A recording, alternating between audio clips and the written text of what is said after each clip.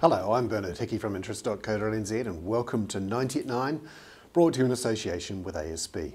This is your morning briefing where you get everything you need to know in 90 seconds at 9 o'clock, starting now with news. The New Zealand dollar briefly dipped below 62 US cents last night. It's now around 62 and a bit cents.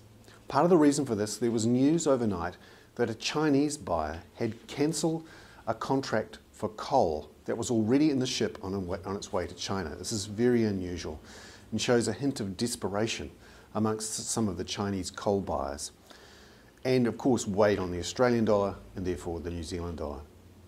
Meanwhile, in New York, several brokers have been arrested in a fraud, and there's a New Zealand connection. About $220 million has been lost, and apparently some New Zealand investors are involved. Meanwhile, the IMF came out overnight and was much more positive about next year's growth for the global economy. It now sees 2.5% growth. Previously, it had forecast 1.9%. However, it still sees the global economy contracting by 1.4% this year.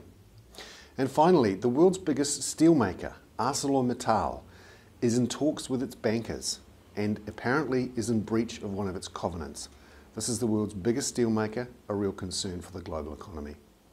I'm Hickey. That was 90 at 9, brought to you in association with ASB.